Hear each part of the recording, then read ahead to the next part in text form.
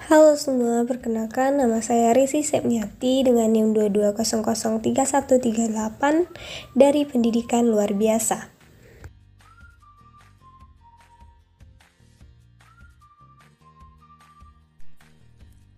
Baiklah, perkenalkan nama saya Natasha Tika Putri dengan NIM 22003037 dari Departemen Pendidikan Luar Biasa.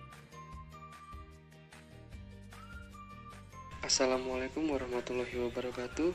Perkenalkan nama saya Aditya Utama, NIM 22086152.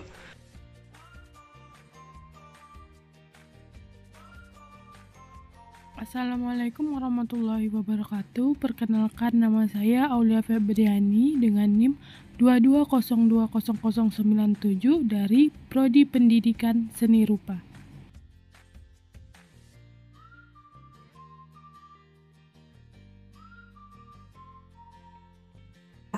Di sini saya akan menjelaskan tentang pengertian bimbingan dan konseling, yang mana bimbingan dan konseling dalam bahasa Inggris disebut guidance dan counseling.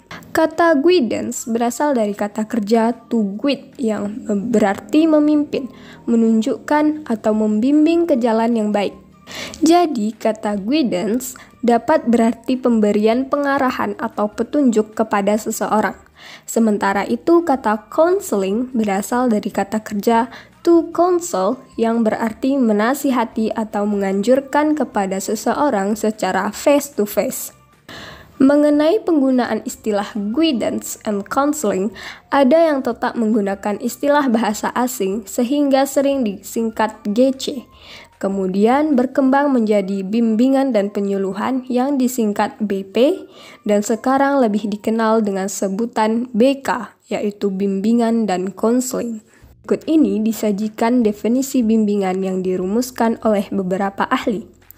Yang pertama ada Ahmad Badawi, 1973. Mengemukakan bahwa bimbingan adalah proses bantuan yang diberikan oleh pembimbing terhadap individu yang mengalami problem, agar si terbimbing mempunyai kemampuan untuk memecahkan problemnya sendiri dan akhirnya dapat mencapai kebahagiaan hidupnya, baik kebahagiaan dalam kehidupan individu maupun sosial. Definisi konseling. Berikut ini disajikan definisi konseling yang dirumuskan oleh beberapa ahli. Yang pertama yaitu ada Walgito 1980, mengemukakan bahwa counseling atau counseling adalah bantuan yang diberikan kepada individu dalam memecahkan masalah kehidupannya dengan cara-cara yang sesuai dengan keadaan individu yang dihadapi untuk mencapai kesejahteraan hidupnya. Yang kedua ada Mortensen 1966, mengemukakan bahwa konseling adalah suatu proses hubungan seseorang dalam mana seseorang ditolong oleh orang lain untuk meningkatkan pemahaman dan kemampuannya dalam menghadapi masalahnya. Apa sih tujuan dari bimbingan dan konseling? Tujuan bimbingan dan konseling yaitu untuk memberikan pertolongan kepada individu dengan usaha untuk mencapai kebahagiaan hidup pribadi yang efektif dan produktif dalam bermasyarakat dan dapat hidup bersama dengan individu-individu lainnya. Dalam pendidikan di sekolah, layanan bimbingan ditunjukkan kepada siswa dengan harapan bahwa siswa di sekolah dapat yang pertama, mengembangkan pengertian dan pemahaman diri dalam kemajuannya. Yang kedua, mengembangkan pengetahuan tentang dunia kerja, kesempatan kerja, serta rasa tanggung jawab dalam memilih suatu kesempatan kerja tertentu. Yang ketiga, mengembangkan pengetahuan untuk memilih, mempertemukan pengetahuan tentang dirinya dengan informasi tentang kesempatan yang ada secara bertanggung jawab. Yang terakhir, mewujudkan penghargaan terhadap kepentingan dan harga diri orang lain. Di sini juga ada tujuan layanan bimbingan di sekolah dalam program pendidikan juga dapat dirumuskan sebagai berikut. Yang pertama, membantu siswa agar dapat membuat pilihan pendidikan dan jabatan secara bijaksana. Yang kedua, membantu siswa agar dapat melalui tahap-tahap transisi sekolah dan transisi dari sekolah ke dunia kerja secara baik. Yang ketiga, membuat siswa agar memperoleh penyesuaian kepribadian secara baik. Yang terakhir, membantu siswa agar memperoleh penyesuaian diri dengan baik dalam menghadapi perubahan-perubahan yang terjadi di dalam masyarakat. Tentang fungsi layanan bimbingan dan konseling. Secara umum, layanan dan konseling berfungsi sebagai fasilitator baik bagi individu maupun lembaga. Artinya, bimbingan dan konseling berfungsi untuk mempermudah individu dalam mencapai kehidupan yang bahagia dan sejahtera, baik di dunia maupun di akhirat. Selain itu, bimbingan dan konseling juga dapat mempermudah bagi lembaga dalam mencapai tujuan yang diinginkan. Dalam kaitannya dengan pendidikan, bimbingan dan konseling merupakan bagian dari keseluruhan program dan merupakan subsistem. Di samping itu, bimbingan dan konseling dapat dikatakan sebagai pelayanan khusus, sebab dalam proses pendidikan ternyata ada hal-hal yang perlu dikoreksi ataupun dipersempurnakan. Edward G. Clint 1966 memandang bahwa bimbingan dan konseling mempunyai fungsi sebagai jembatan antara proses sosialisasi dan proses individualisasi dalam pendidikan. Sehubungan dengan hal ini, Prodi AS 1963 mengemukakan bahwa bimbingan dan konseling dalam kaitannya dengan proses pendidikan dalam langkah-langkah pembaharuan terhadap pendidikan tradisional yang klasikal, menyamaratakan siswa terlalu intelektualistik, mengabaikan aspek-aspek pribadi sebagai suatu keutuhan yang memiliki sifat-sifat unik, organik, yang memerlukan layanan-layanan yang bersifat individual. Di samping fungsi umum, bimbingan dan konseling mempunyai fungsi khusus yang berfungsi teknis. Henry B. MC Daniel 1986 dan kurikulum bimbingan konseling 1975 mengemukakan bahwa fungsi bimbingan dan konseling adalah adjustif atau penyesuaian, distributif atau penyaluran, dan adaptasi. Maksud dari fungsi-fungsi tersebut adalah sebagai berikut.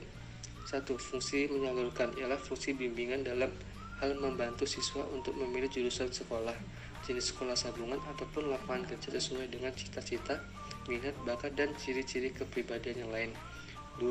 Fungsi mengadaptasikan ialah fungsi bimbingan dalam hal membantu petugas-petugas di sekolah, khususnya guru, untuk mengadaptasikan program kepada minat, kemampuan, dan kebutuhan siswa. Ketiga, fungsi menyesuaikan ialah fungsi bimbingan dalam rangka membantu siswa untuk memperoleh penyesuaian pribadi dan perolehan kemajuan dalam perkembangan secara optimal.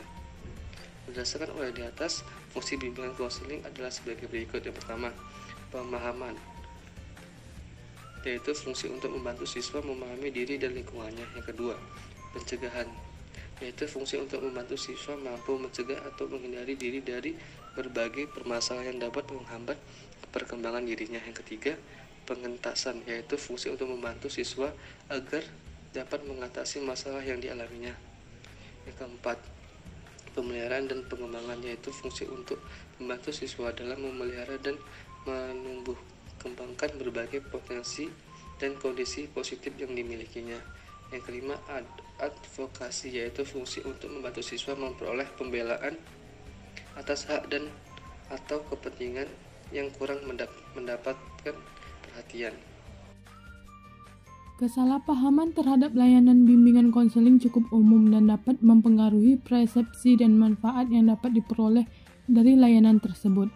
Berikut beberapa kesalahpahaman umum tentang bimbingan konseling. Yang pertama, hanya untuk masalah mental berat. Salah satu kesalahpahaman utama adalah bahwa bimbingan konseling hanya diperlukan jika seseorang mengalami masalah mental yang serius, seperti depresi atau gangguan kejiwaan.